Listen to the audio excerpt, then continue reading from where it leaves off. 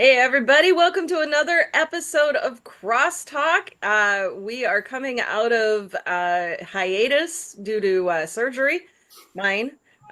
Everyone's doing good, so yay, happy for that. Happy to get back at it.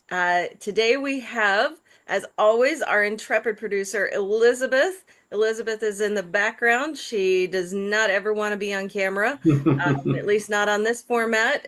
So you're just going to have to trust me that she's there. Uh, and we also have coming from Philadelphia, Eric Rapp. Eric, how are Good. you today? Very good, very good. Good, I good. really look forward to this.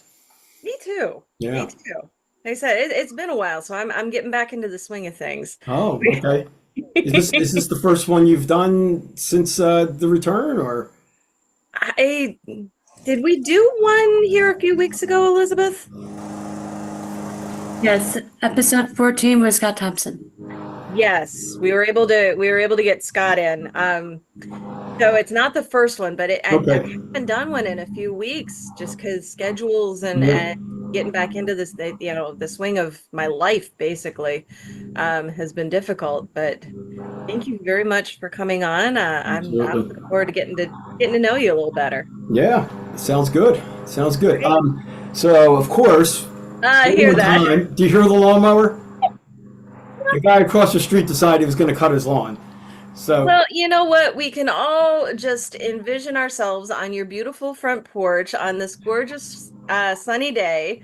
It's sunny up here in Connecticut. Is it sunny in Philadelphia? beautiful, It's absolutely gorgeous. beautiful day. Yeah. Yeah, that I think it was the remnant of the hurricane that came by the last couple of days Yeah, and really bad. yeah. And Gloomy. cloudy and cold and Gloomy. now we're Yeah. back to summer. So Yeah.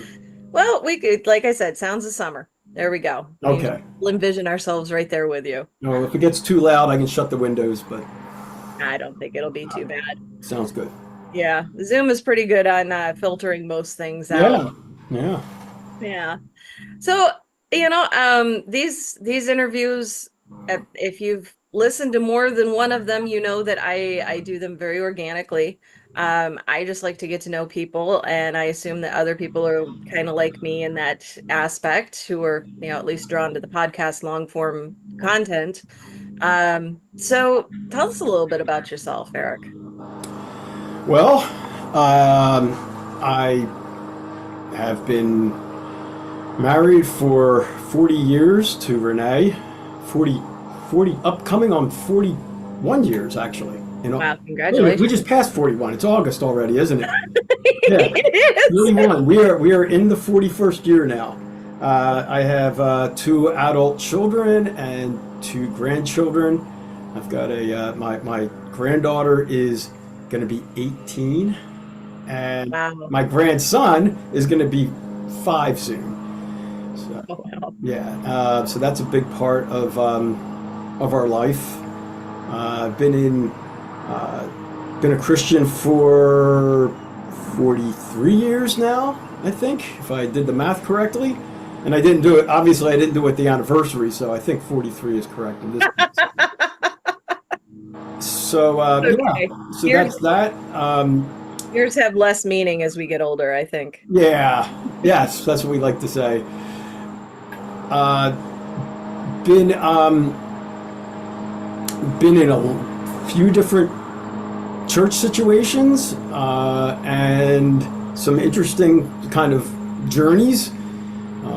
Life's had its as with everyone, life has its ups and downs and turns and twists.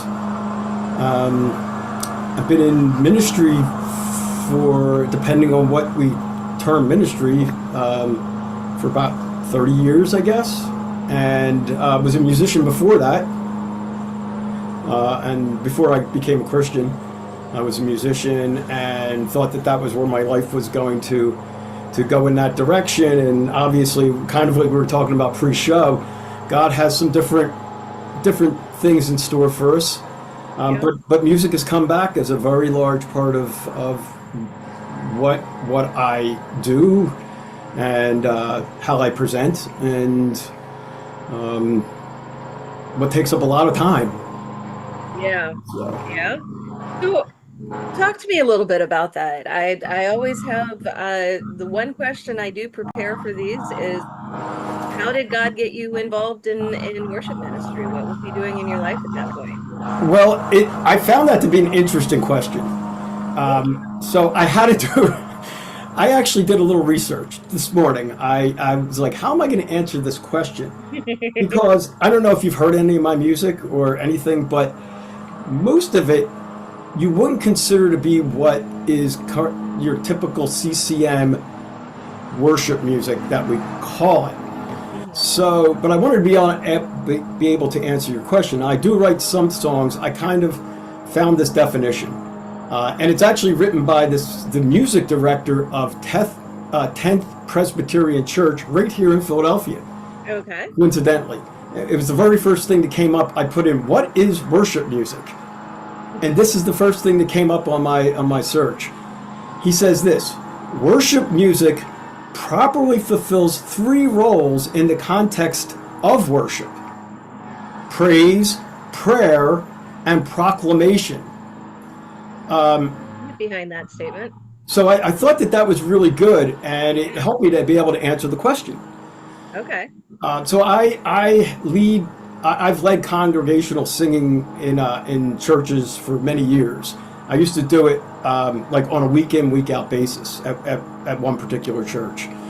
Now I actually go from kind of place to place, and I do lead what we call worship. I think it's more leading the singing part of worship. Mm-hmm. And so I still do that as a pretty big part of my ministry.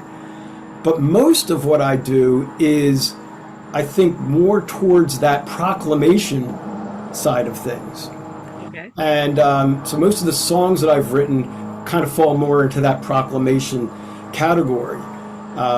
He also goes on to say this. He's talking about worship music as proclamation. The worship music in the church is intended to, the worship music proclamation part, is intended to proclaim the truth of God. Colossians 3 speaks of teaching and admonishing one another in all wisdom, singing psalms and hymns and spiritual songs. So I think I would say 70% of what I do fits more into that role.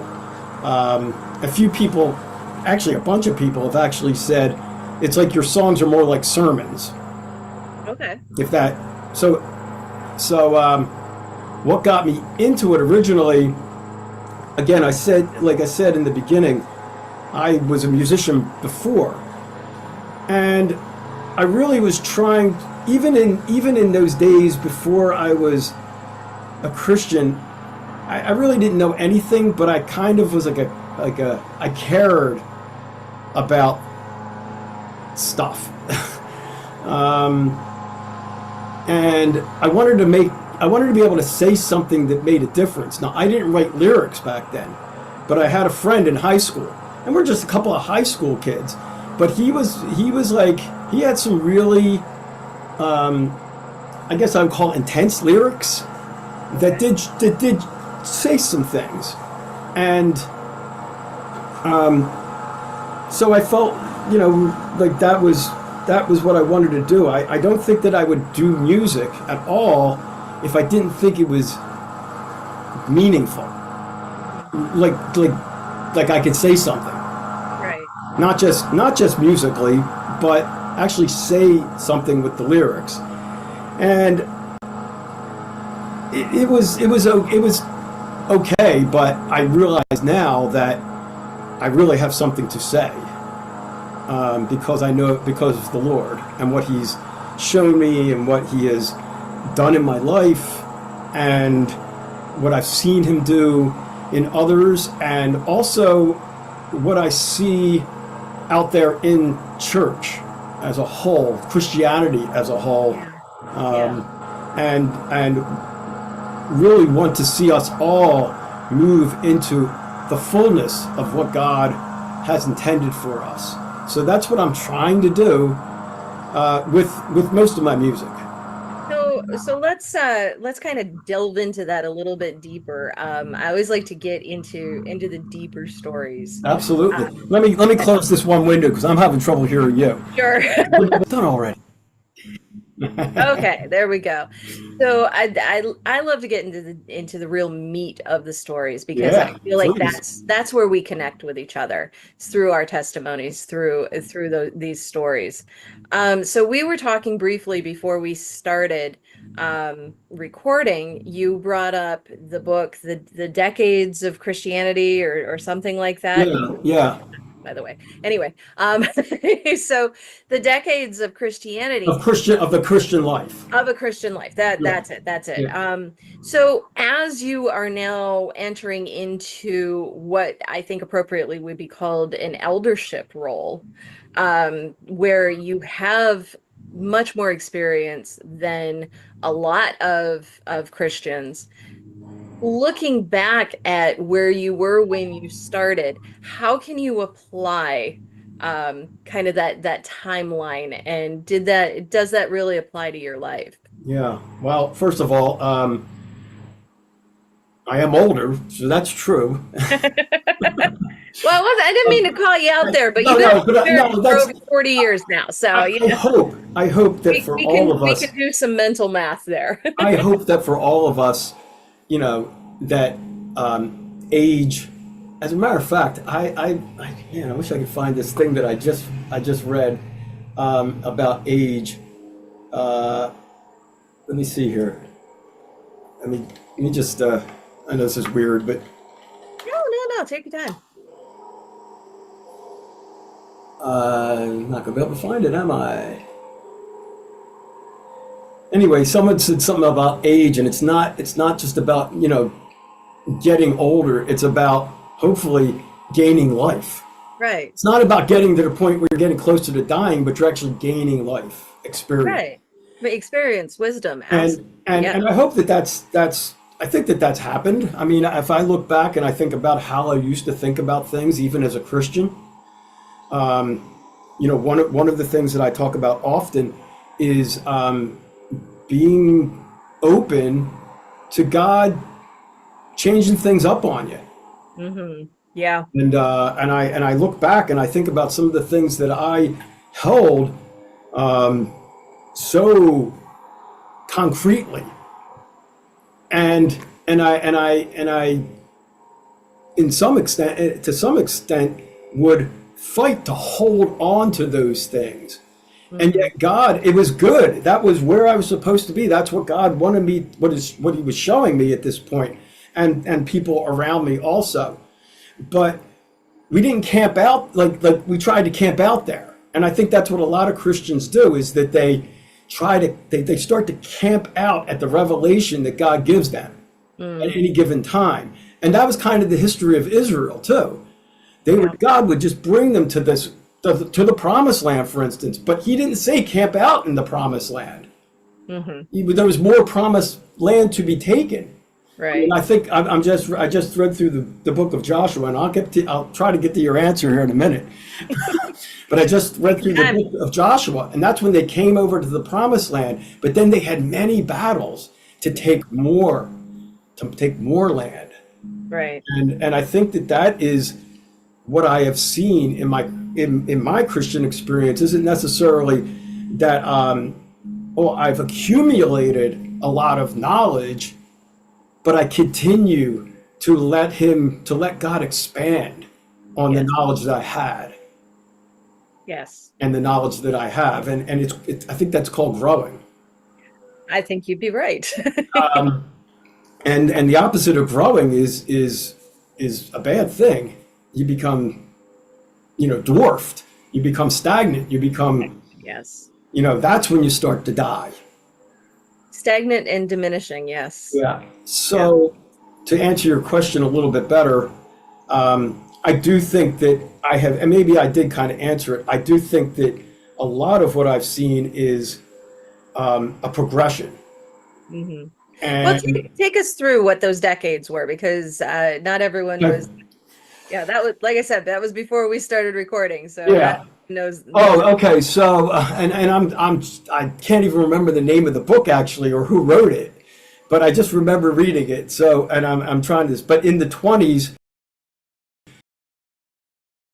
you know, as a Christian, in your full of, your Gus use the word, venom. You're trying to take the, and everything is to be conquered, and then you get into your 30s, and things settle down a little bit.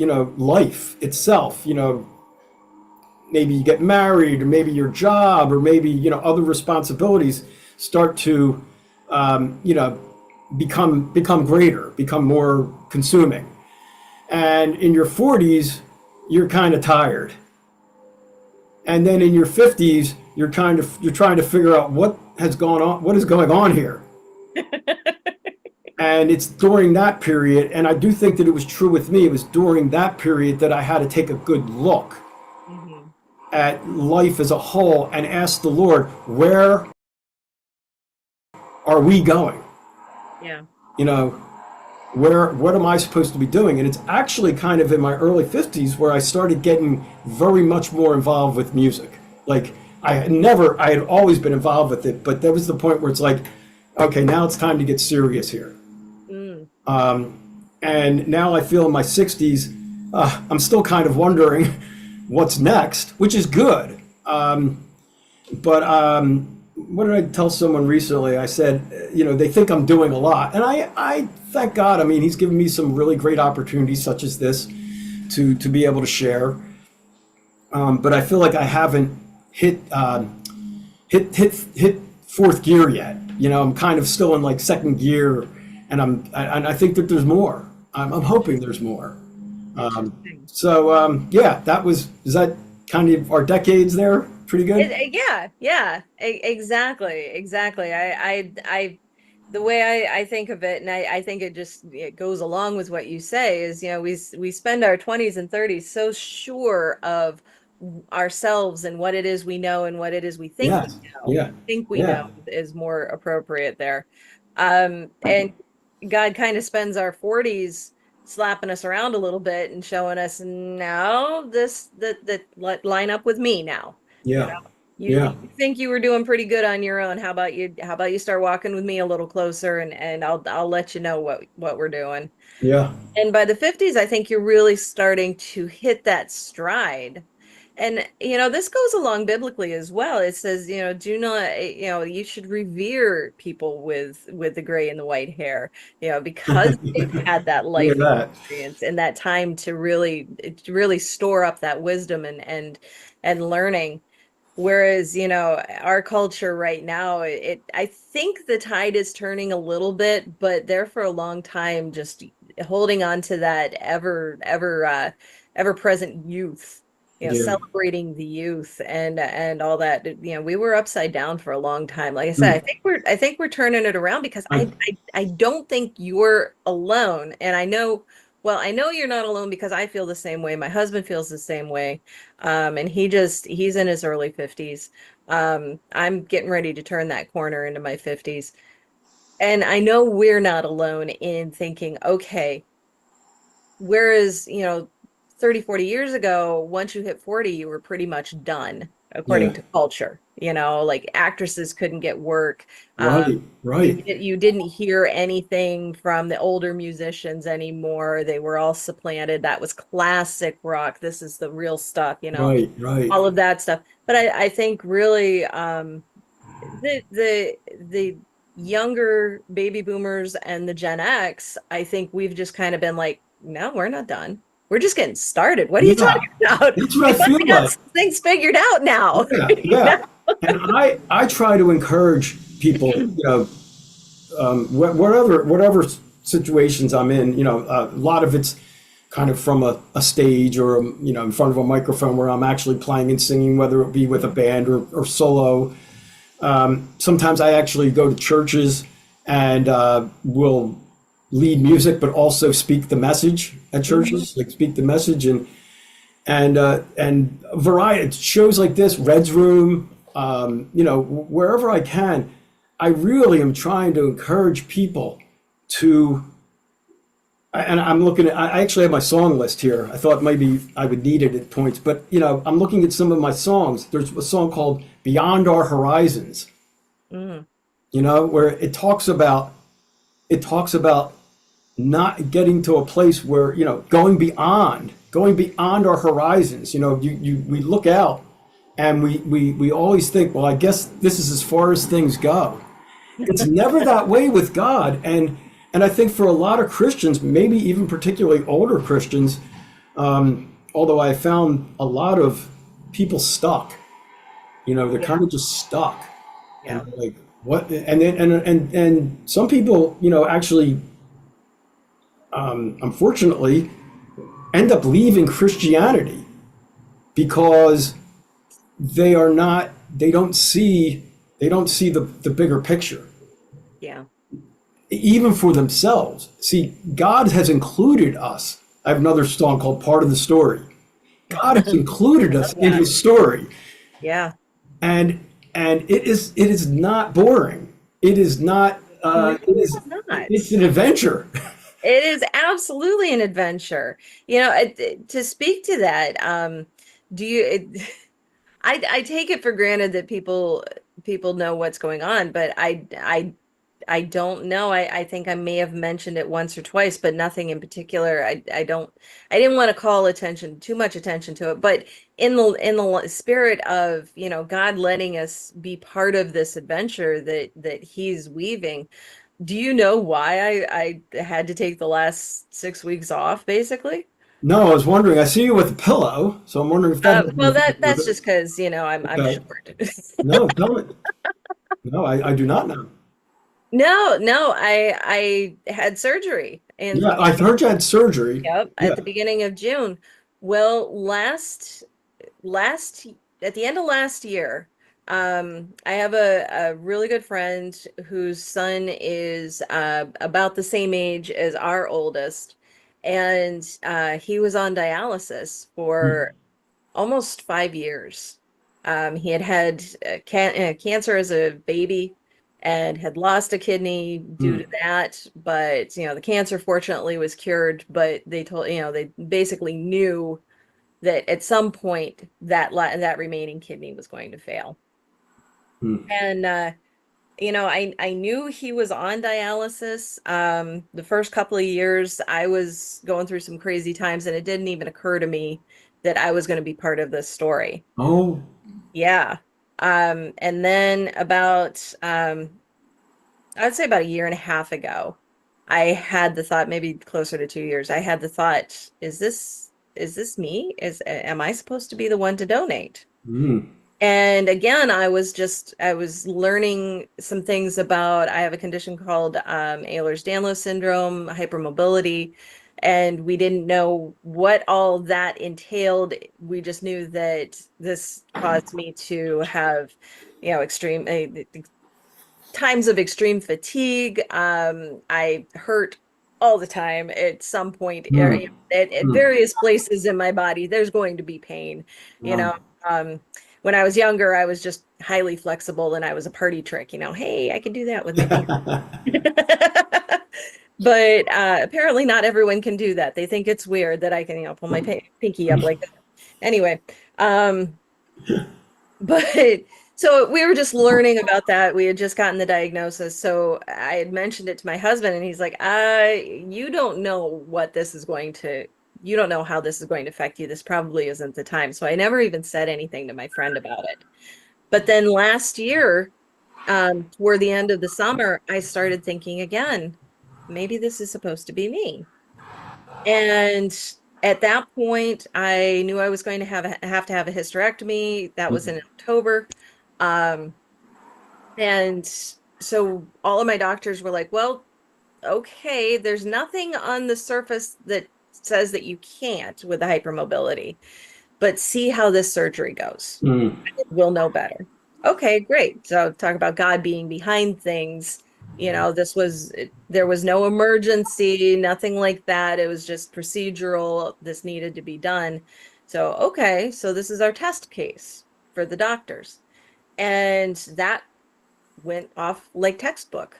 So at the beginning of the year, I actually started the process, and I'm like, this no, this isn't really going to go through. God, this is just me. If God's behind it, it's going to happen. Yeah. But Yeah. otherwise, doors are going to close, tests are going to come back that I can't do it, that kind of a thing. But we started the process, and this young man has been through multiple people stepping up and being turned down for one reason or Yeah. another. Yeah. So we're all just kind of like, okay, maybe, Yeah. we're not gonna think too much on it. February, I had an emergency surgery of having to have my gallbladder removed. Oh boy. That was fun. But again, another confirmation case of, yes, I can heal from these procedures without issue. So I think if it wasn't for those two surgeries, Yeah. honestly, my surgeon, when I met with him, with the whole, I meet with the whole team beforehand, I met with him and he goes, I'm really, he goes, I don't know a lot about Ehlers-Danlos, and I'd be pretty reticent to accept you if it hadn't been for these two previous surgeries Yeah. and how you did Yeah. with them. Yeah. So I think, God knowing what was going on, he knew I needed to have those to prove this. And at the beginning of June, I was able to donate my kidney to this Yeah. young man, this 25-year-old who has had his life put on hold for the last 5 years. And Wow. yeah, What a and fantastic blessing. Yeah. it's just it's still surreal that God even allowed me to be part of that and Yeah. used me in that manner. But yeah, at least part of me gets to live in Florida now. So, as you were talking about that, Hmm. I was thinking about, obviously going through two surgeries like that was not something that you had planned, No, and not something that anyone would want. no. And I was thinking about some of the trials that we have in life. I mean, like the big ones, like Yeah. some big, you know, some big deals that are traumatic. Really, really, I have another song called "The Shaking." Really, a shaking, Hmm. and I don't think that while we're going through those things all the time, we can see what God has, what He's doing. Right. And in but I look back at every episode, and in hindsight, see, that's another thing when you get older. You got a few of these Right. episodes, I guess you call it. I You mean, can start seeing nothing the about pattern. being. It's not really nothing. It's nothing about being smarter or anything. It's just about You can see the living. patterns of what Yeah, they are. you see Yeah. it, and Yeah. and I mean, I've been through some really tough times. Not as tough as other people, but some really hard things. And Now, in hindsight, Hmm. and the mercy and care, it Yeah. seemed like He didn't care. As a matter of fact, there was a point where I had a nervous breakdown as a Christian. Hmm. That was probably my lowest point in life. And Yeah. I mean, there was so much going, and this was kind of like in that '50s period where He changed everything. Again, it was another upheaval, another shaking. Yeah. And if it were not for that, I would not be where I am today. Yeah. That experience, but it was at that point where I came, God, you don't even care anymore. You're Hmm. just leaving me here. And it was the furthest thing from what He was really doing. Mm. He was, as we say often, He was removing. He was, what's that word? The prune. He was pruning, Yes. and He made a way for Himself to become bigger in my life. Wow. And it was that, and He does that.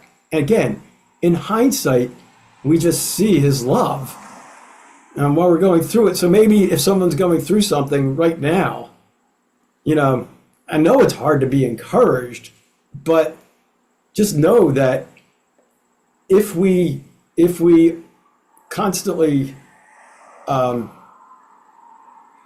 keep turning to him, even if you don't, even if, I mean, I came to a point where I didn't even believe any. I mean, I believed in him.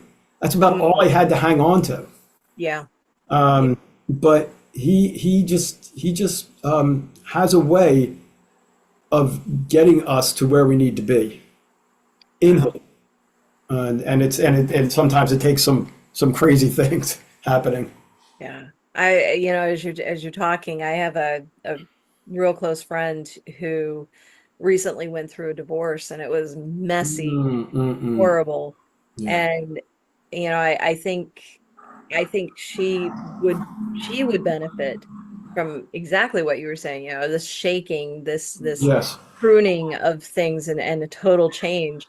So do you feel comfortable expanding on that a little bit? Because I think it really is with our trials and tribulations Yeah, that we can help those who may be going absolutely. through or will be going through something. They can reflect back, oh, I heard about this guy doing this. Can you talk a little bit more about the what you were going through with that nervous breakdown? Yeah, I had it was a couple things. It was partially physical. I was in car accidents are a big thing in my life. God has Okay. used them to really. I became a Christian shortly after, about 6 months after I was in a car accident. Oh, That I caused, and people were hurt and everything. But it was the Lord kind of bringing me to my final straw. So, okay. which He does. Yeah. But I had a car accident. I was in a kind of a tough job, working for a company that I probably shouldn't have been, but I took the job. And in the middle of that, I was in a head-on collision. Mm, A kid lost control of his SUV. It had just rained, and he came into my lane on a two-lane street yeah. and slammed right into me. I had no place to go, nothing to do, and the paramedics got there, and I'm sitting on the bumper of my car, the back bumper of my car, and they're like, "How did you get out of the car?" And I don't remember. I didn't remember getting out of the car. I just remember sitting on the bumper. Oh my gosh. And so I tell that to say that I couldn't sleep after that. I was literally not sleeping, Mm. like 15 hours a week because I had to start clocking it. And that's called, you have something at that point that's called cumulative sleep deprivation. And people die from it. You can die from it. Like you can do without food, you can do without water even, but you can't do without rest, sleep. Yeah. So, and then stress started taking over, and I started to become irrational and Mm, couldn't cope with anything. Like everything was just making me crazy. yeah. And then I bought a business. I quit that job and I bought a business, which was just overwhelming to me. And I wasn't in the right place to be able to do that. Yeah. And I just felt like I was under this crushing load and it just kept accumulating and accumulating. And some of it was real, Hmm. and some of it was just my inability to rationalize. Okay. And it just became bigger than life, and I basically lost hope. I was my wife at one point. I had an outburst. Something like the 50th thing in that week went wrong, and like God let stuff happen. Oh, He just lets stuff happen sometimes. And she said, if this happens one more time, I'm going to call your friends and they're going to come and take you to the hospital. That's how bad I was getting. yeah. I mean, literally, I would just be up all night, couldn't sleep, you know, would think about one thing and it would snowball into this insanity. Right. Anyway, I wrote a song called Pursuer. I wrote a few songs like kind of almost during that period, but like right after it too. And one of them is called Pursuer. Mm-hmm. And it's about God's relentless pursuit of us. Mm. And it takes on, sometimes there's a scripture in the Song of Songs that says something along the lines of, Lord, Lord, come in the north winds, come in the south winds, just take me away. You know, that's essentially what it was about. Mm-hmm. And I did a little research on that. And the south winds is that, you know, that nice wooing that he does with us, thankfully, Mm-hmm. from time to time, Yeah. where he's just calling us, you know, and That warm, gentle we're breeze. we're just taken into his presence and Mm-hmm. forwarded in that. But there's other times he sends the north wind. And the And north, living in the Northeast, we all know what that yeah, north wind feels like. it's harsh. It is it is it's sometimes unbearable. It feels like everything is just subject to it. It it can take over. And Anyway. and sometimes he will send the north wind to move us further into himself. Because we have a propensity to not, and we talked about this before, but I think it's a huge thing that we need to continue to talk about, is not settling where we are. Yeah. Yeah. To He doesn't like constant, to leave us in the comfort zones. and right, but we tend to get very comfortable there, Very. very used to it. We will set up our pew nest and not move. Exactly, and sometimes we do that with a group of people, and we call it our church. Yeah. And the church doesn't move forward. So we're now corporately kind of not moving. Yeah. And when I have the opportunity, a lot of it through music, to be at a lot of different Christian situations. And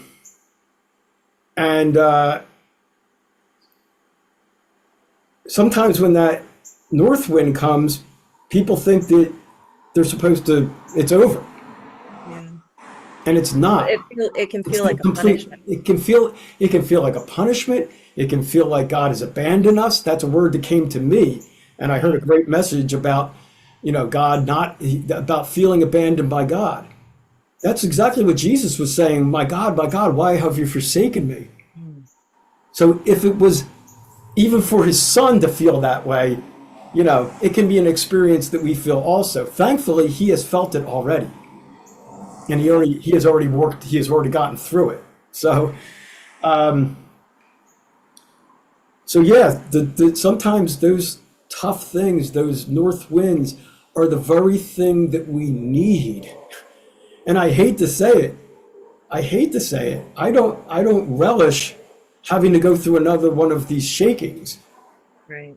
But that song that I wrote, The Shaking, is exactly about that. It talks about my first big shaking as a Christian. And I actually wrote that song a long time ago, probably 25 years ago, maybe more, even maybe 30 years ago. And it has been sitting on the shelf. I actually I don't even know if it's released yet. It's not even released yet, but I just recorded it Oh, because wow. I couldn't do the song, because the second verse of the song says, if I get again, Lord, become to this place of dryness and staleness, shake me. Oh, those are dangerous words. They're very dangerous words. I mean, Yes. I just got chills saying it. I know exactly what you feel. But Yeah. the reason I felt like that I could do the song now, and I've started to do it out. I actually think I did it on Red's Room last time I was on there, is because I've gone through some of these Hmm. times. It's like, okay, you know what? Yes, the shaking has come. Yeah. The shaking has come several times, and I now, in hindsight, back to kind of where we started with this, have seen his amazing love and mercy and care, and but about caring about what is really, really important, which is him himself, and seeing him as greater, and seeing him as more, seeing him as more than I once saw him. Mm. And that's really what he's trying to do, is for Yeah, us to see him as he really is. yeah. It's not like we said, it feels harsh in the instant, but once you get past it and where he's taking you, you realize that it's like like any parent, yes, this is going to hurt, but it's to grow you, it's to mature you, Yeah. it's to move you to a better place Yes. where you are right now, and you don't necessarily see it, and you're not going to move there on your own. Yeah. So it, It's very true. It's very true. We just I talked about the song I have, The Pursuer. The first line is, he's the pursuer, we're the pursued. yeah, He's yeah, the romancer. Another verse is, he's the romancer and we're the romanced. yes, yes.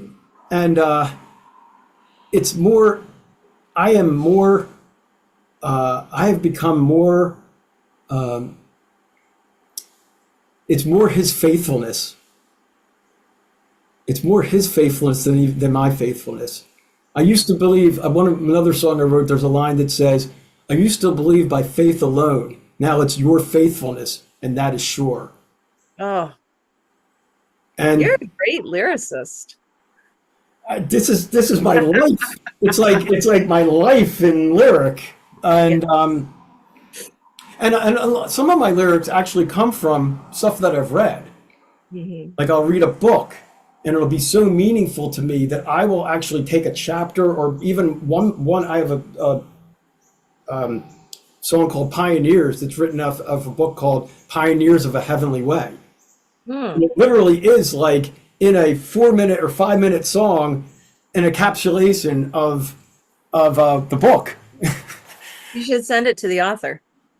He's been passed away for many, many years. His name was T. Austin Sparks, by the way, Hmm. one of my favorite authors and speakers.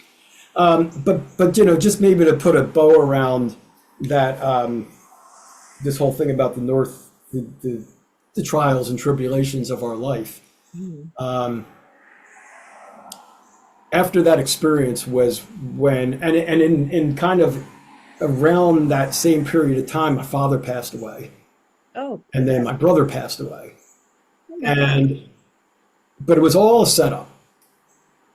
It was all kind of a setup for, um, and I'm probably getting my time frames wrong, but it was all set up for that. Lord, what am I supposed to do with my life? What do you want me to do? And there was a point where I was like, well, we just need we really don't need to have anything to do, which is true. I mean, we Yeah. really just can, but God, I felt like God did have something that he wanted me to do. And that's when I really started to, like, okay, I got to get serious about this music stuff again. I had written a whole lot of songs, but they were just kind of, for me to play, you know, to myself, which is fine also. And, occasionally when I would have the opportunity to play out, but I wasn't really doing much.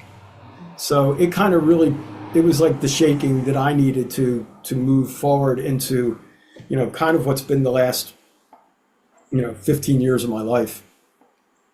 Wow. Wow. And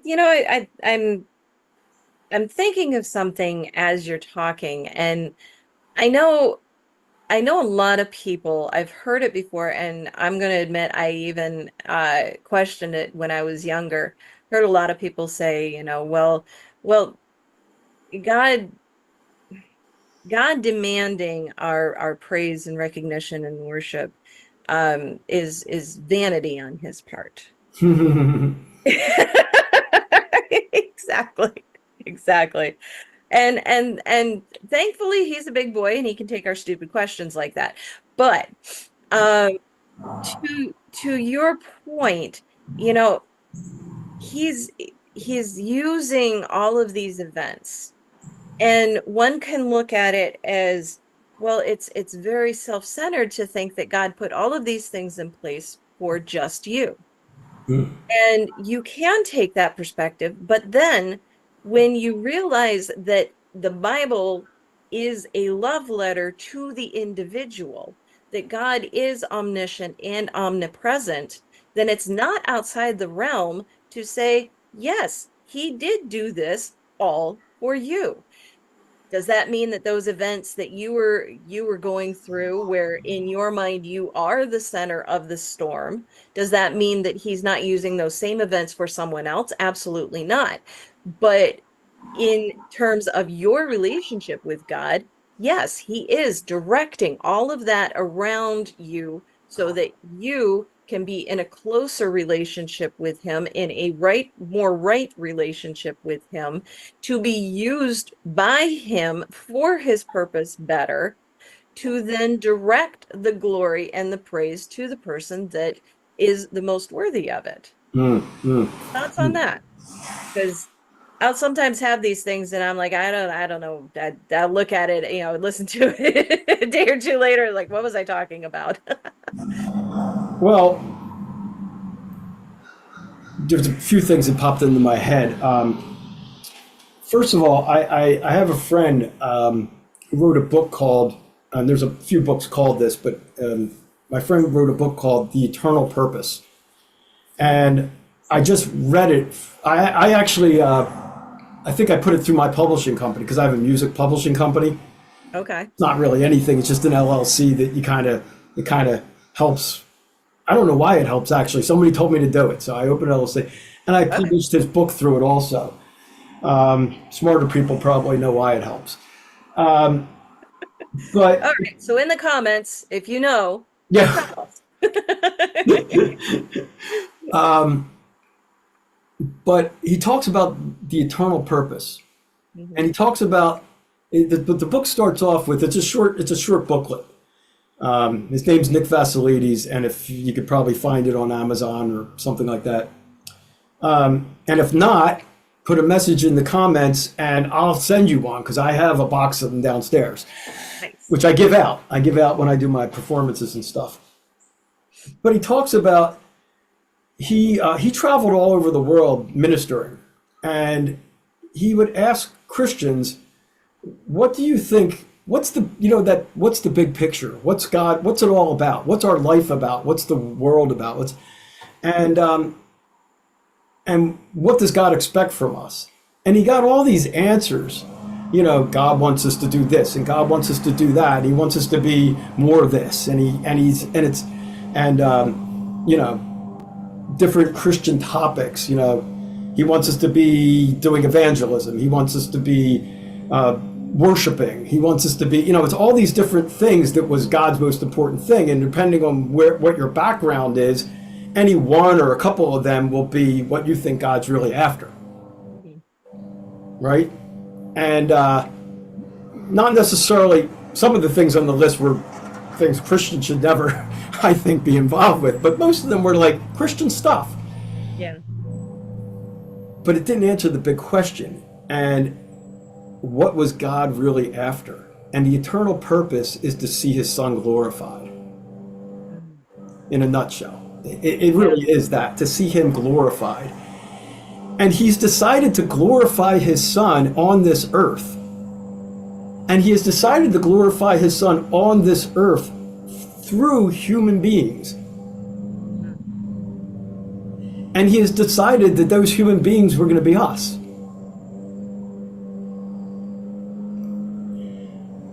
So, does God really care about these things, about our lives? It's really not all about us, but being that it's all about him and that we are invited into that, it really becomes something really good for us. Right. Like really good. That we are, he's pouring his life out into us as individuals, and those individuals need to come together corporately. And I'm not just talking about like one little church and one denomination or one anything. I'm talking about the body of Christ. And I have several songs that are about that also. We Are One Body is one of my songs. Express Yourself is another song about that. The Lord bringing us together, and it's his life in us. There's you've probably heard it's what is it? It's I'm gonna get these mixed up. It's horizontal first. It comes his life into us, and then vertically. Did I get them right, or did I get them backwards? Nope, they're backwards. I got them backwards. I knew I would. I knew. Yeah. But Yes, you get the point. perpendicular and parallel. Which one's which?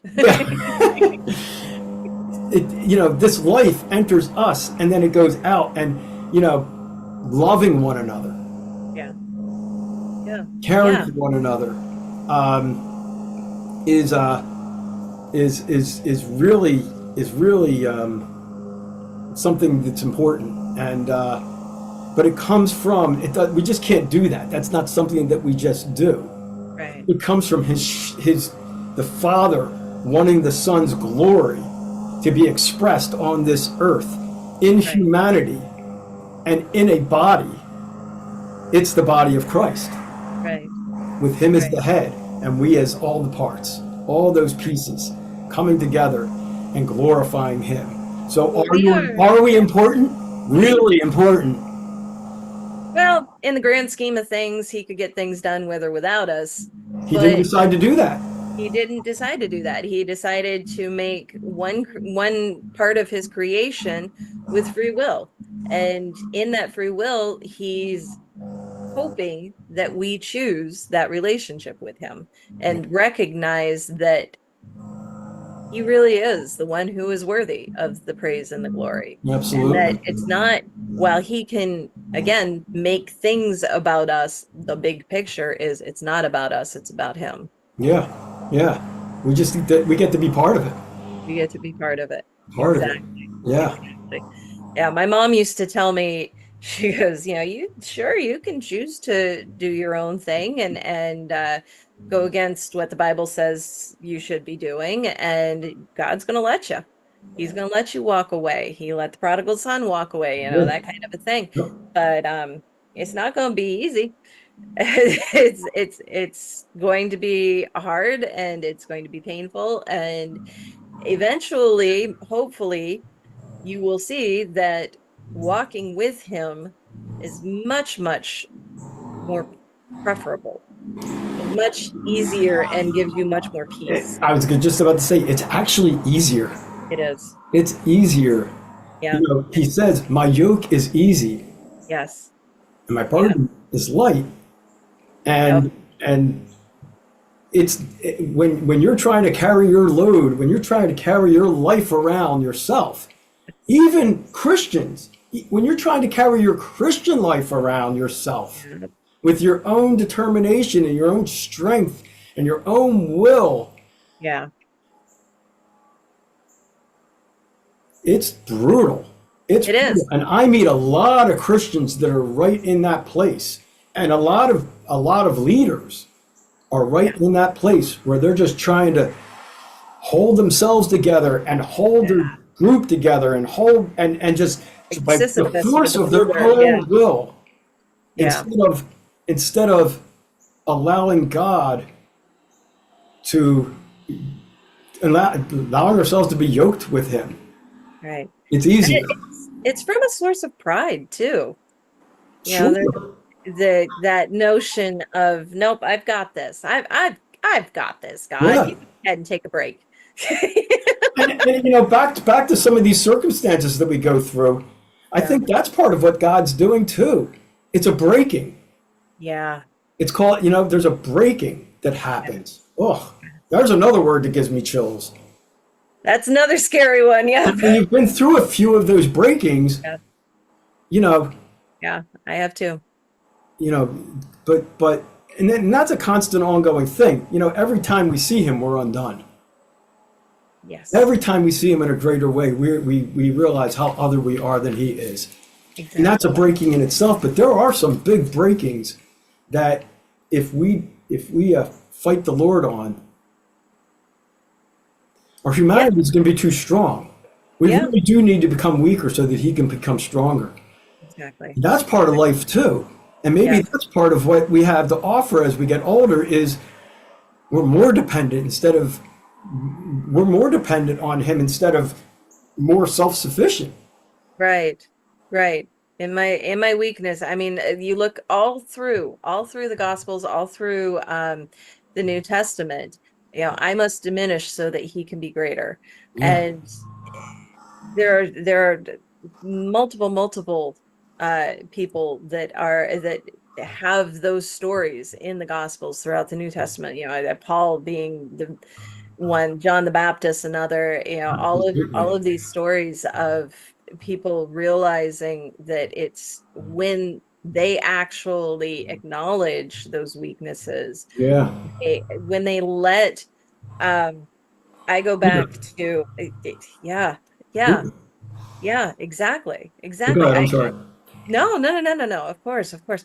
Um, I go back to the vision that a friend of mine had a long time ago about how we are all these cracked, ugly vases. Mm, But mm. if we allow, but we're in a dark world, and if we allow the light of God to shine through those cracks, that means not covering them up. That means not plastering over them and putting on the Facebook facade. That means letting those cracks and that ugly Mm. be seen so that God's light is even more powerful. Yeah. Yeah. And that's how he gets the glory. That's how the rest of the world can see what he's trying to do, and how amazing Yeah. how just using us in those ways, using our brokenness, using our weaknesses, You, just to yeah. glorify and bring him all the more renowned. I'll often say, I even think I said it this morning getting ready for this program. Um, I often say, Lord, just eke yourself out of me. I mean, I don't know how you're I going to do love it that. because I'm just me, but Yeah, just eke, like, I love just that. I love eke, that. like find the cracks and Yep. get through them, get through this thickness, this clay, this clay.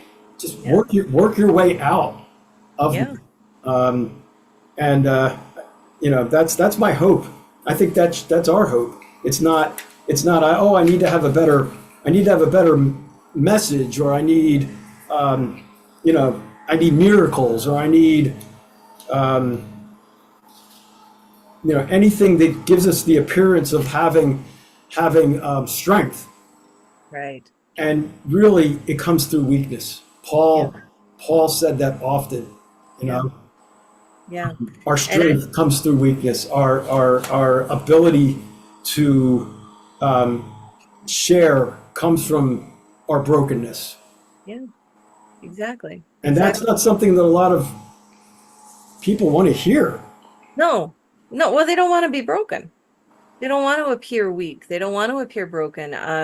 Yeah, I've heard it so many times that I don't want people to take pity on me. I don't want people to think that I'm weak. I don't want to ask for help because that would make me vulnerable. Yes, And yes, nobody's ever that succinct when yeah, they're in that, but that's exactly what they're saying. I don't want to appear vulnerable. yeah. I don't like it. Right. None of us like it. Again, that north wind. If we just live our Christianity on the south wind, we're gonna miss Yes. so much.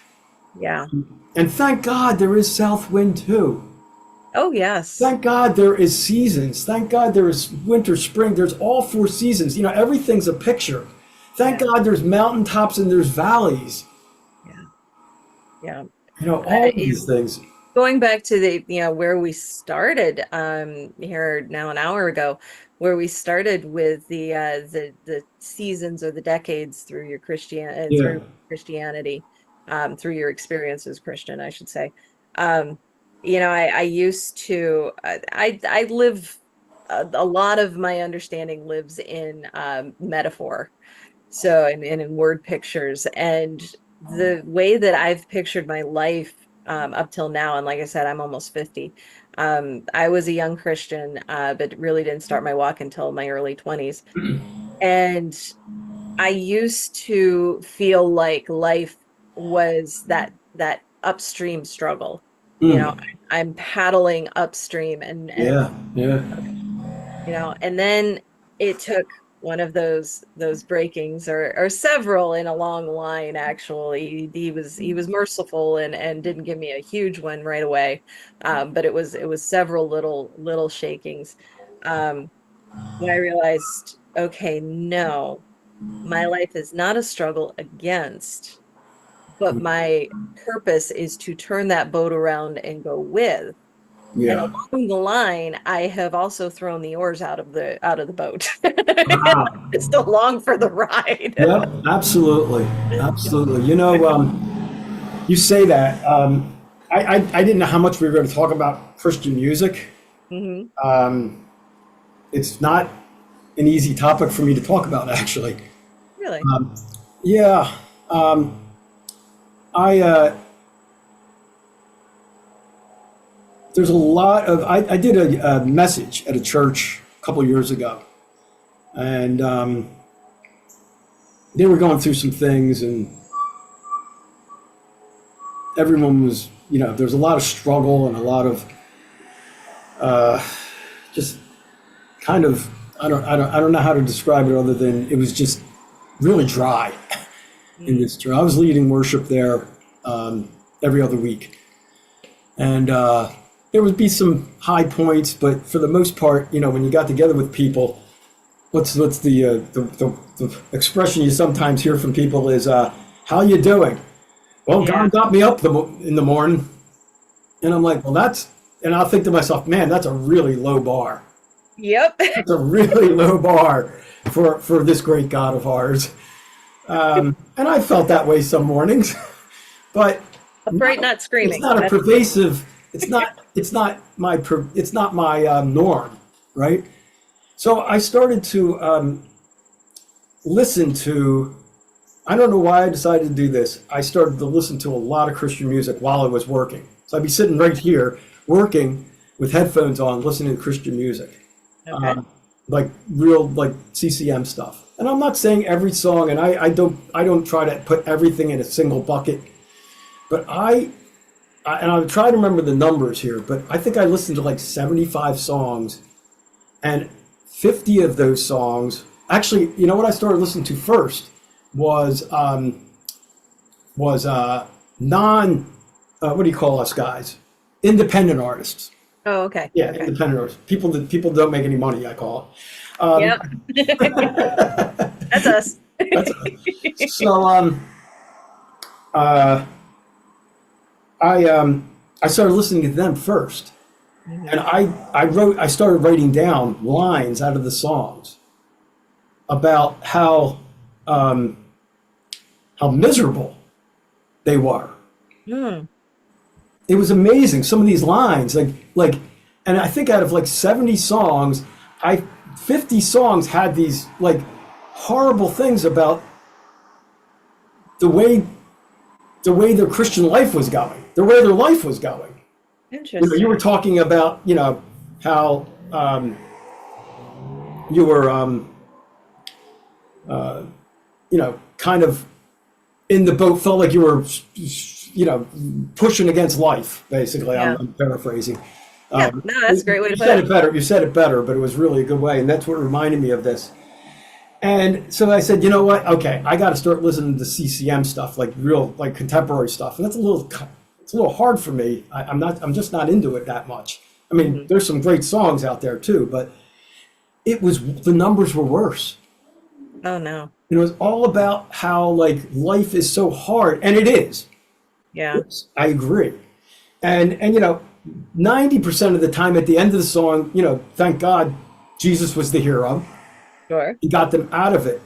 But there was just so much of like we're just barely getting by in this Interesting. Christian. I mean, it was an experiment. Yeah. I could pull it up. I probably have it on this laptop right here where I could pull up. I'm not going to, but I could pull it up and just read. You would know some of the songs. Okay. And and Yeah. Like Hard Fought Hallelujah comes to mind. what's that? Hard Fought Hallelujah comes to mind. That might have been one of them. I don't even know. But yeah, it's like That's a more recent one. It's just very, very, very, very popular for a good reason. It's a great song, but yeah, yeah, yeah, it's there's a lot of negative, and I don't think that there's not truth to that, mhm. but it's the percentage of it. Yeah. I had breakfast with a pastor of a lead pastor of a church a couple months ago, and actually I don't know if I wrote this one down or not. I wrote a few things down, but I did not. But he said we were talking. He was talking about his church in general and the church in general, and he said it's really hard to have the manifest presence of God when so many people are are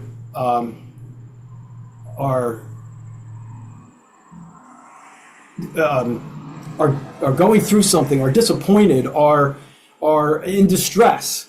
When so many people in your church are that way, and I don't think that that's the way we're supposed to be. I do think that there's moments where we'll be that way. I'm not going to contradict what I said before, where life gets really, really hard.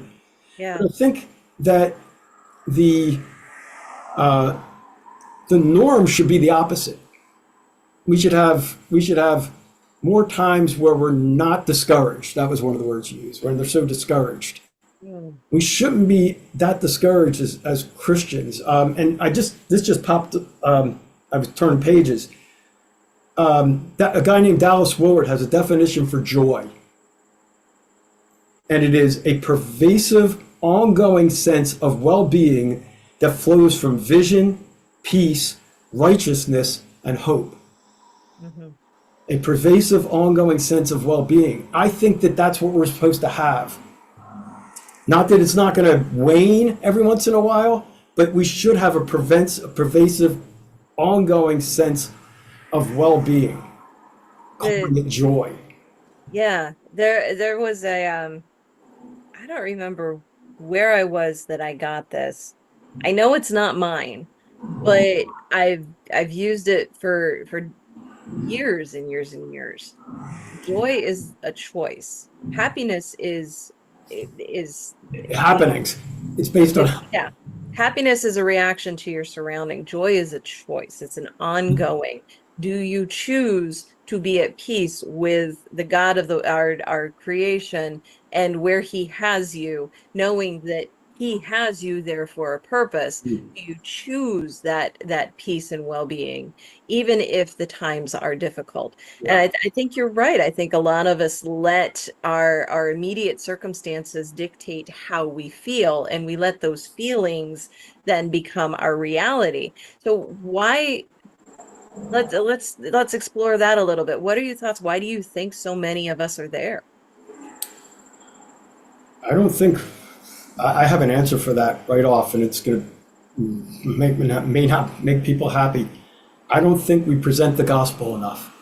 Mm, When I say the it all gospel, comes the back to word gospel means the good news.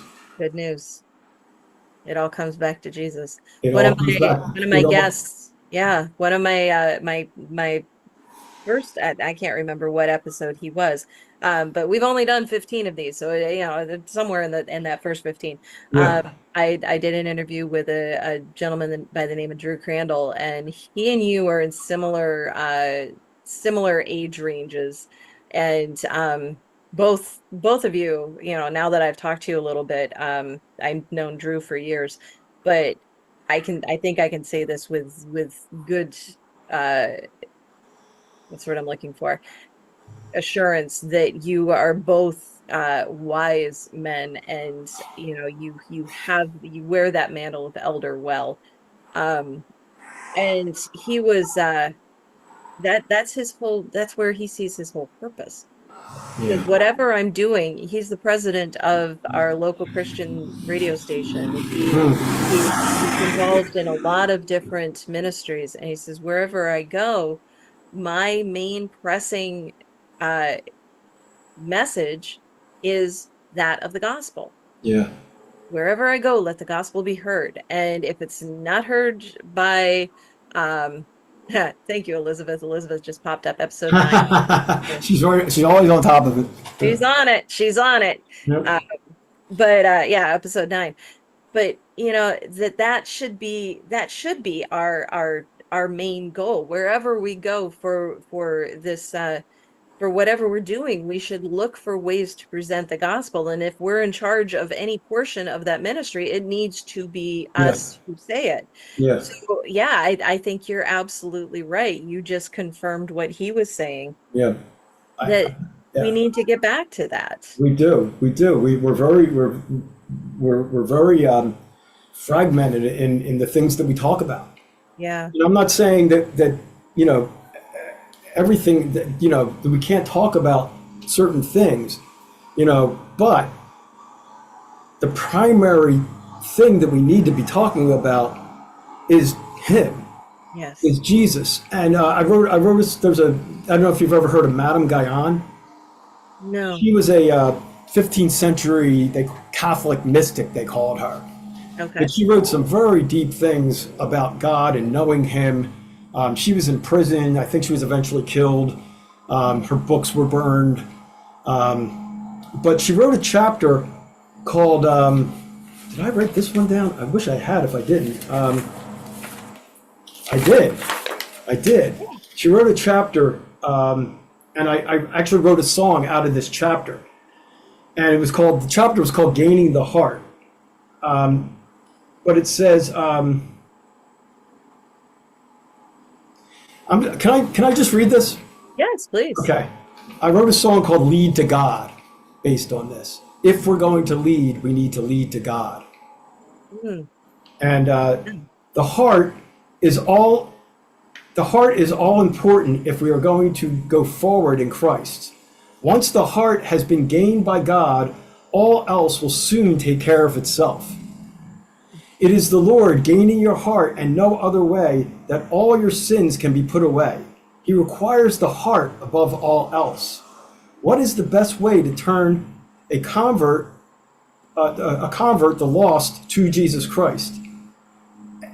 And once men are converted, what is the best way to aid them in growing strong in God? The way to reach the lost is by the heart. If the new believer were introduced to a true inward experience of Christ, as soon as they become converted, you would see countless numbers of converts go on to be true disciples. Mm. Once the heart has been gained by God, everything else will eventually take care of itself. This is why he requires the heart above all else. And this is the last paragraph sentence. It is by the Lord gaining your heart and no other way that all your sins can be put away. If the heart could be gained, Jesus Christ would reign in peace and the whole church would be renewed. Wow. I just want to read that last one again because I think I messed it up. Yes, please. If the heart could be gained, Jesus Christ would reign in peace and the whole church would be renewed. I really believe this. I honestly believe this. I am passionate about this, that we would get back to the heart. One of the guys that used to be on a radio show around here, I think it was a national radio show, he used to say, we need to keep the main thing the main thing. Yes, I remember. I don't remember what his Yeah, name. he's definitely on the coast here. Hank Hanegram was his name. Okay. Wow. That was. Love that. I don't know where that come from. Hank Hanegram was his name. We need to keep the main thing the main thing. Yeah. And it is so true. We just, I used to have the guy, actually a guy that led me. I was when I first became a Christian. I didn't know anything. I was Jewish, actually. I grew up Jewish. And I became a Christian. The girl that actually talked to me about the Lord the first time had only been a Christian for 2 weeks. She didn't know anything. She really didn't know anything. All she told me was, and I know I'm getting all over the place here. No, this is wonderful. All she told me was, and she had a really hard life. She was married to one of the leaders of one of the local motorcycle gangs. Mm. and that's a hard life. Mm-hmm. I don't want to go into the details of it. She was telling me some of it, and but what she said was, I don't know exactly what happened to me, but for the first time in my life, I knew that I was loved. Mm. And when I got saved, I didn't know what happened. I actually, I got saved in the craziest way. And I'm not going to get into the long story, but I worked at Kmart. Remember We Kmart? are all about the long story here. It's really long. But do you remember Kmart's? Oh yes, Yeah, Blue yeah, Lake they're no longer in existence. Of course we do, right? But I was in Kmart, and I was I was a drug addict. I was an alcoholic. I couldn't go through a day in reality. So I had to be altered in some way, and I found all kinds of different ways to alter my mind to kind of get away from the depression and the anxiety and all of that. But I became suicidal, and my wife, who was my girlfriend at the time, was calling Kmart like every couple hours to make sure that I was still around. Oh gosh. And at one point, she says to me, "Listen, we can't keep doing this. We can't keep going on like this. What are you going to do?" And she was going to Catholic church. This is how little I knew about things. I said, I'm going to go to Catholic church with you. I'm going to go to church with you on Sunday. Didn't know the difference between one church or another. Although I've met some amazing Catholic people and who really love the Lord and everything. So I don't see any of this. I am blind to all of these segments of our body. Fragments, I'll even call them. That's a good description. Yes. But and at that moment, at that very instant, that's all I had to say. God was just waiting for me to take one little step towards Him. I was born again. I was born from above. I didn't know what happened. I didn't know what to call it. All I knew was that the description is I felt like I was carrying a piano around on my shoulders, and all of a sudden, I was like, what happened? What happened to the piano? Or I felt like I could breathe and I was being suffocated. Like those were the feelings that I had at that moment. Had no idea what to call it. I didn't know one scripture.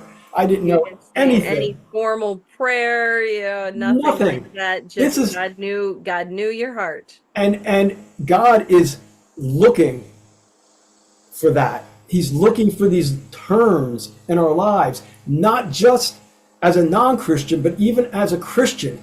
Mm-hmm. He is just, if you're in a place, maybe you're in one of those dark places we talked about, God is just waiting for this little nod of your head towards Him. Yeah.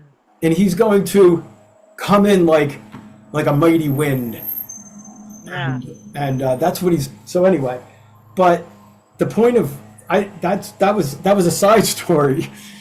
What I wanted to get at was I became involved with a great church and a small great church, and over a period of about 3 years, that church became more systematic in our approach to Christianity.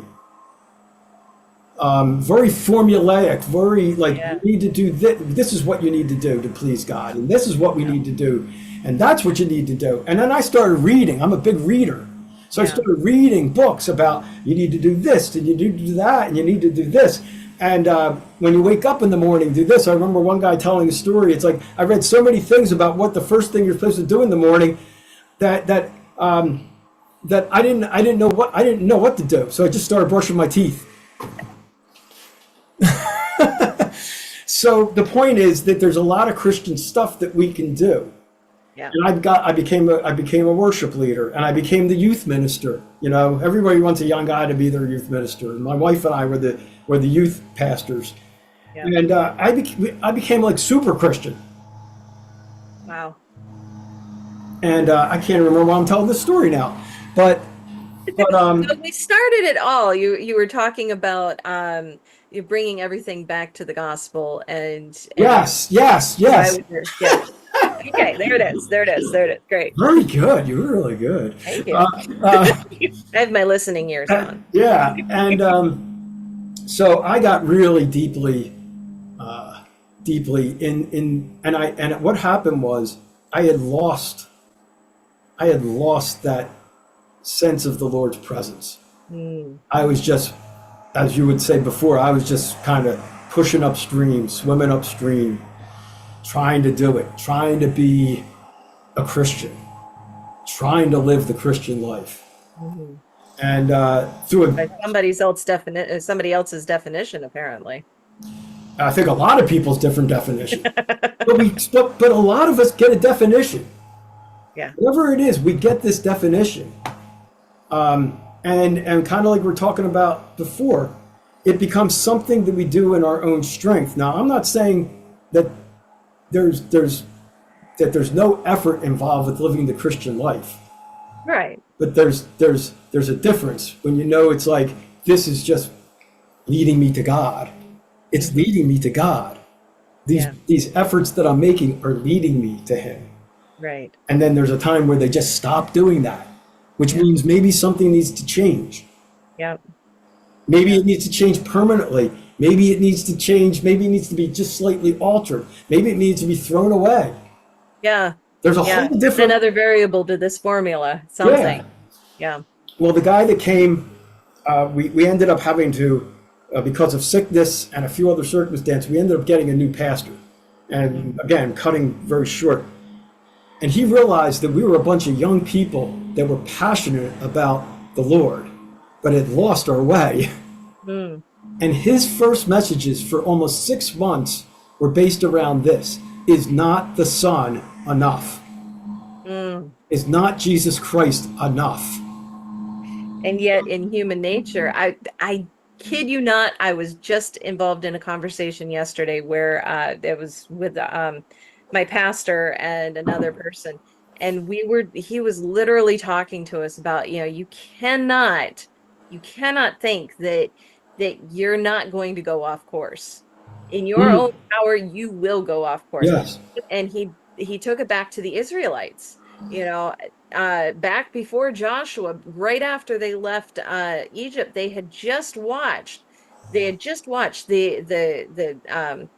all of the plagues on Egypt, Yes. and that mighty deliverance through Moses and Aaron, and all, walking through the Red Sea and seeing the army crushed behind them under the waves. They had just done that, and within 3 months, Yes. 3 months, they built the golden calf. Amazing, isn't it? And yes, and boy, are we good at building golden calves. Yeah, we are.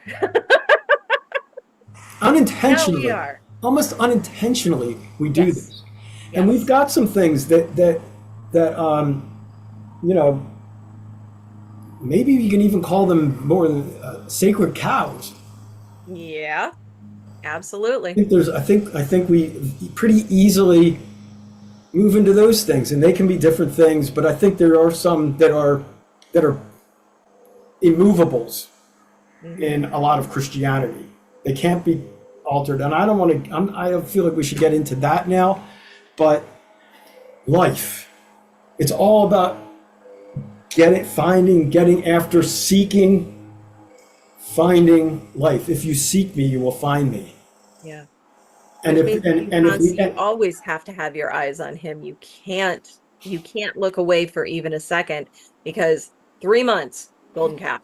and that thing, right, that thing that actually brought us to God, that actually opened up our vision to Him, to see Him in a greater way, to see this facet of the diamond, then becomes a golden calf or a sacred cow. It can be. And we feel like we can't. It can be, and often Even- becomes that. Even, as a worship minister, as a musician, that music can be the golden calf. Absolutely.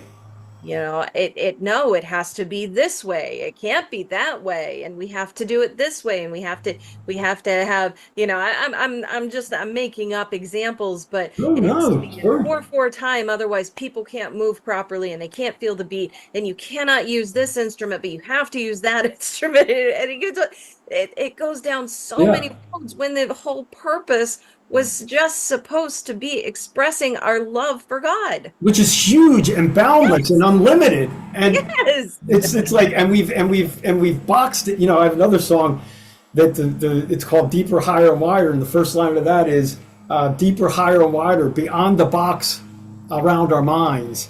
Yes. Deeper, We higher, and always get wider, these unhindered. boxes, What will we don't we? find? We get these boxes. This was a silly thing. I don't know if I wrote this one down or not, but there was a lady. Um,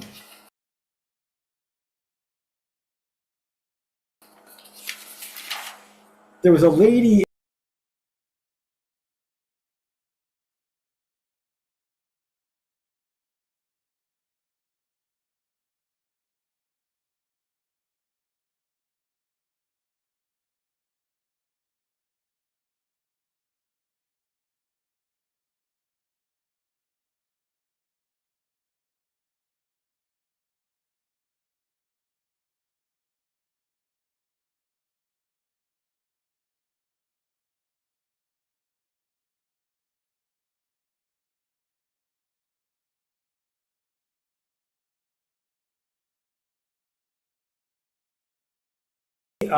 back in the '70s, and she talks about the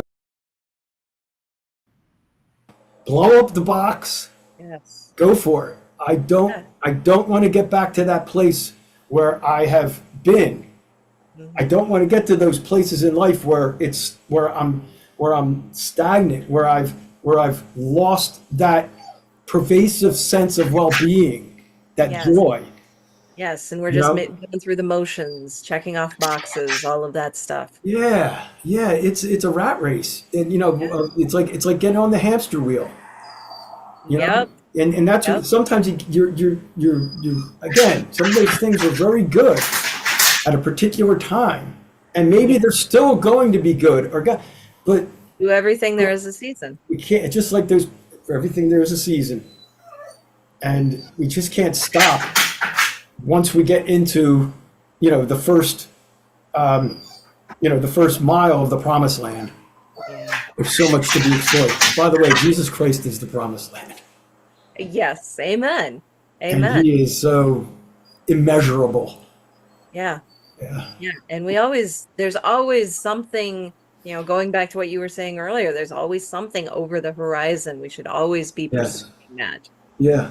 Yeah. Just because like you said, he pursues us. He does. Isn't that amazing? Yes. Yes. One of my favorite songs, it's the opening line is he's jealous for me. Yes. Yes. He really is. I know the song you're talking about. Yeah. Yeah. Yeah. And it's just it's the word pictures in that song. Like I said, I live in word pictures. So Yeah. I Yeah. love that. He is jealous for me. Loves like an avalanche. I am that, or Absolutely. loves like a hurricane. I am. Hurricane. Yeah. Yes. But Listen to that. Listen to what he says there, though. yeah, loves like A a hurricane. Yeah. hurricane. A hurricane. Hurricane's not gentle. No. No. I think that would fall under the north wind It category. would definitely be the north windish side of things. Yes. Maybe the Yes. extreme north wind. Yes. My goodness. My goodness. That's so true. Yeah. Gosh. Yeah. But you go he does pursue us, and he pursues us for the purpose of he wants that relationship with us, and He he wants does. for us to want that relationship with him. And Yeah. it's really only in those times when we're walking closely side by side that we're really in those good south wind type Yeah. times. But it's Absolutely. so easy for our gaze to be diverted, and now we're yeah, you go to the poem, the footprints, Mhm. now we're getting into trouble, and oh, he's got to carry me, and worse than that, that straight line, that's where he's dragging us. You know? Yeah. I've got a few of those, and sometimes it's dragging me kicking and screaming. Yeah. But Yeah. he'll do it. Yeah. He'll do it if he needs to. We What have about a you?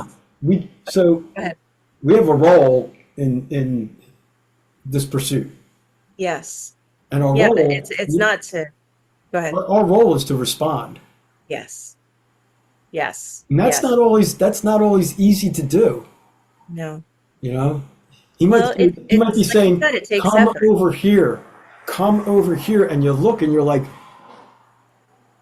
"That's not what I'm used to." But I like it over here. Yeah, yeah. They say the seven. Somebody said the seven deadly words of a church of any church.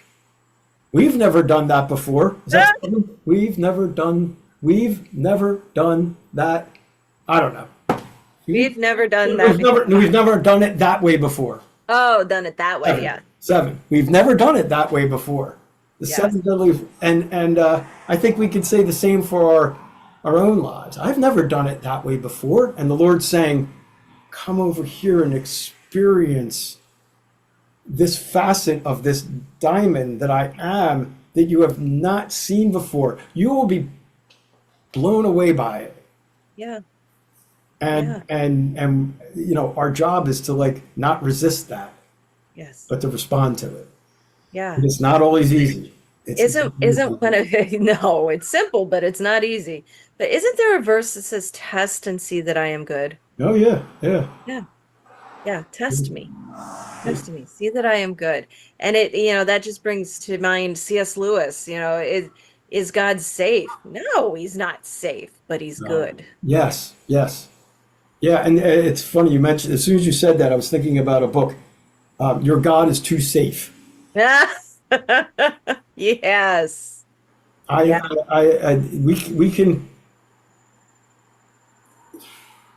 Christian life is not supposed to be boring. No. I'm not. Because it's safe. And some of the, and I'm not talking about you can have your best life now, that stuff. That's not Right. what I'm talking about either. I'm talking about an inward experience. There's an inward experience that we have been invited into. Fellowship, if you would, with the Father and the Son and the Holy Spirit, if you will. That is not a place, they're not just sitting around playing checkers. No. I mean, they are pouring love out into one another. Yeah. They're pouring life out to one another. They are experiencing the deepest of joys, and they have invited us into that.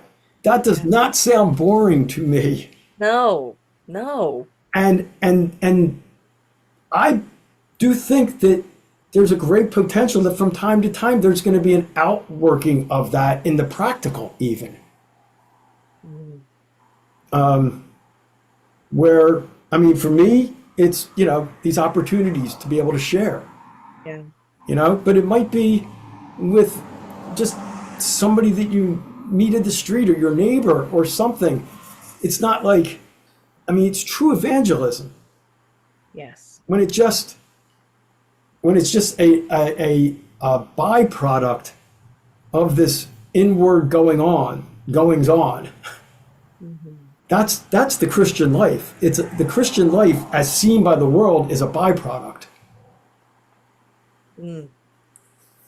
That's interesting. Yeah, That's a really interesting perspective. yeah. Well, I'm a little weird.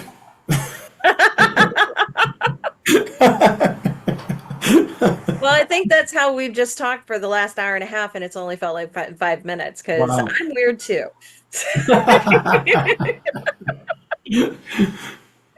So if any of our listeners are weird too, welcome. It's a fun place to be. Hey, man. It doesn't get boring.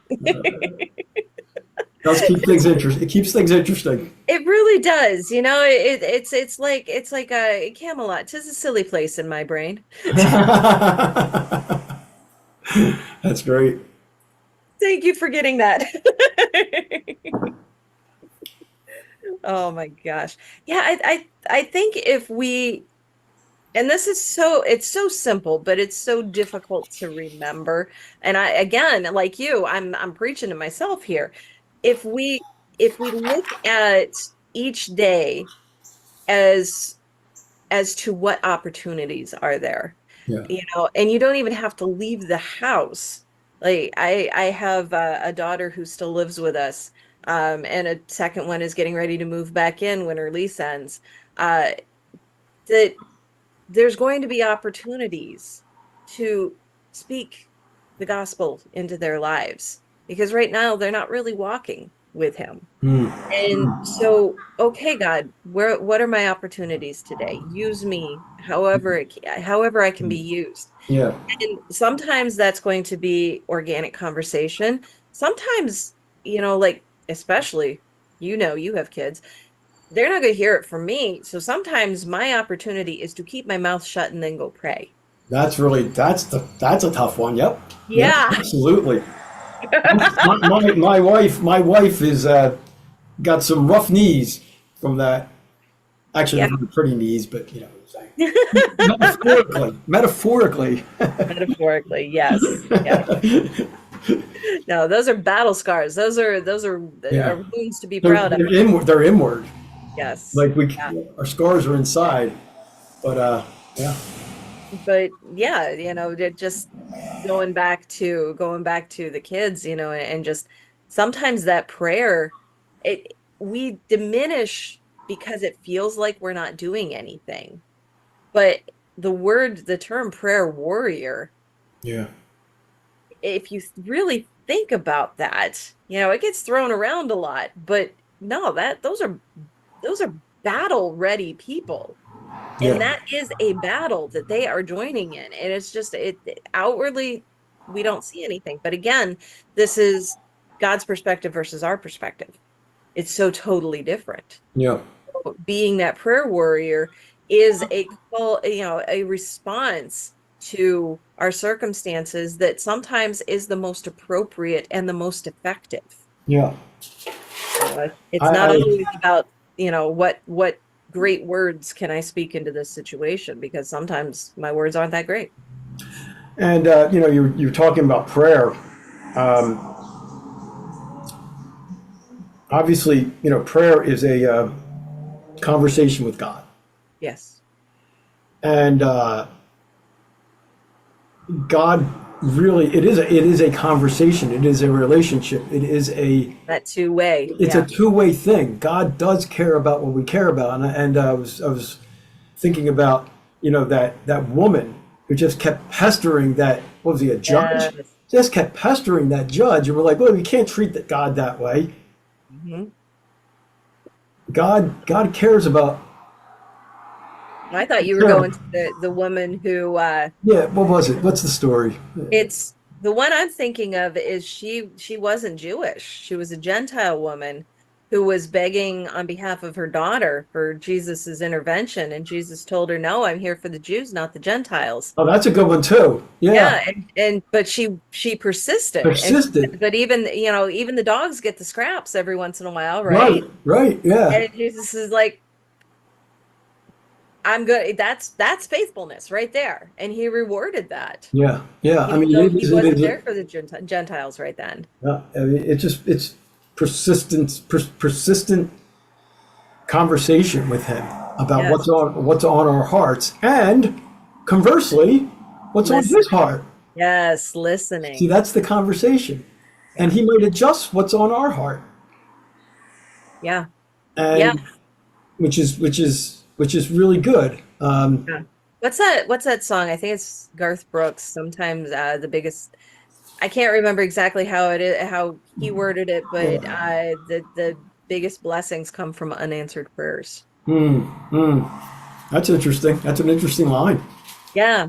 Really Yeah, and good. he's talking about, when he was a teenager, starts out he's a teenager, and he met the old girlfriend at a football game, and 20 years ago, his only prayer was that he and she would end up together, and if that had happened, then he would have never met his wife, and he Right. wouldn't have this Oh, there's so blessing. many stories like that. Yeah, Absolutely. yeah. Absolutely. It So, doesn't mean that you don't talk to God about it. right. It's just You that just God, have to be willing to allow him to talk back. Yes. Yes. You have to listen in that equation. Yeah, you know, I heard an interesting thing about prayer. Again, I think this is from Dallas Willard again. Um, but he said that he prays about something, and when he prays about something, he starts looking around Yes.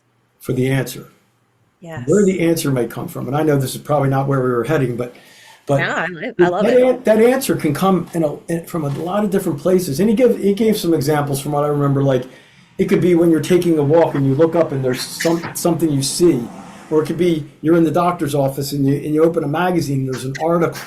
It's like Yep. start paying attention Yes. because God is speaking. Yes. See, I think that a lot of times we think God has stopped speaking, and He is definitely not. No. We May need not be the booming voice, but he He is speaking. absolutely. He is speaking to us, and He's not trying to hide.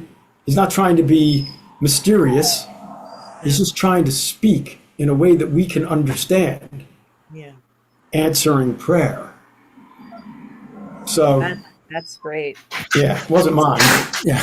No, I mean it is true. The times when I've had those answers that are an absolute, I call them the flashing neon signs. Yeah. Every once in a while, God will give us the flashing neon sign. And I ask for them all the time because I'm just that stupid. And I'll miss it otherwise. Yeah. But every once in a while, those flashing neon signs to other people don't seem like flashing neon signs. But if you're paying attention and you're watching, Yeah. Yeah. then you get them. And Yeah. he speaks them in a way that you get them because he Yeah. knows you better than you know yourself. Yeah. No, it's very true. I know that a lot of times, if I'm getting ready to do a presentation, or I need to talk to somebody about something, I'll be like, Lord, what am I supposed to do? What do you want said? And Yes. lo and behold, just in the natural recourse of the day, it will start to, or days, or whatever it is in preparation, it will start to become clear. Maybe Yep. it's like, again, maybe it's what I'm reading, or maybe it's a conversation that I'm having with somebody, Or or it'll just something bring I see on TV or in a movie. Yep. Like, we really need to be looking Yeah. with the expectation that God is speaking. Yeah. Yeah. That doesn't fall into that test me category. That's just look for it and expect it. It's Yeah, yeah, gonna happen. yeah, It's gonna happen. right. Yeah. I put out, I'm the worship leader for our church in Northford. And I put out the set list about a week and a half. I try to put it out Wednesday, a week and a half before the service. So like this last Wednesday, I just put out the set list for the 31st. Yeah. We're recording this on a Friday, by the way. Yes, we are. Just realized anyone watching this at any point in time, they're like, Yeah. okay, that means nothing. So anyway, so about 10 days, I try to get it out in 10 days before. But I find that the most effective worship sets are the ones where I start thinking about it Monday and Tuesday and asking God, Yes. where are we going? And not when I just sit down, because I will always remember to pray, okay, God, where are we going, when I sit down to do it on Wednesday. But if I start asking him Monday and Tuesday, then inevitably I will get a song in my head that he wants to build the set around. Yeah. Yeah. And those are the sets that I'm listening to the sermon, because I don't know the sermon topic Yeah. before Yeah. I do these. And those are the sets that just flow seamlessly where he took our pastor. Yeah. Yeah. It's a miraculous thing. Yes. It's a miraculous thing that he could actually know this. Know what or know what somebody needs to hear. Or not, like, it's amazing that he actually knows this stuff. It seems amazing, doesn't it? It really shouldn't if we understand and It's remember. fantastic. Yeah, It's if we fantastic, and if we it's remember hard to that believe. too. It's hard to it's beyond our ability to realize and Yeah, but our little pea brains can't wrap it really themselves is. around it. And the more, I just hope that people, myself included, could just continue to allow him to be this just huge of a God Yep. who really is in control and who really does care and who really has the ability to complete that work which he has begun. Yes. It's like we lose. It's so easy to lose sight of this gospel, this good news of who he is and who he is to us. Yeah. I mean, we get so, just to kind of come back to that topic, topic's the thing. We have so many topics that we talk about as Christians. I mean, I don't mean to. I say this out of. I hope it comes across as real care and real passion for the body of Christ. That I do study stuff. I do listen to. At one point, I put out a thing on Facebook. What did your pastor talk about this week? Mhm. It was heartbreaking. Heartbreaking. I can't remember. Well, a lot of it was I can't remember. Yeah. That was kind of a better answer than some of the things. Ooh. Oh, gosh. And the point is, if we are going to lead, if you are put in a spot, and I say this to myself too, if you're put in a spot where you are able to be an influencer, have a podcast, speak from a pulpit, sing songs, if we are going to lead, please let me lead to God. Amen. Not to something else, not to a good theology, not to a good,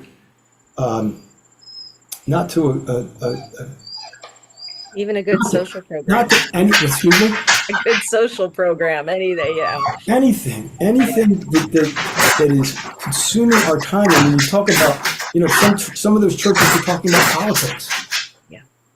Some of those churches were talking about, some biblical stuff. I heard one pastor say that he's been talking.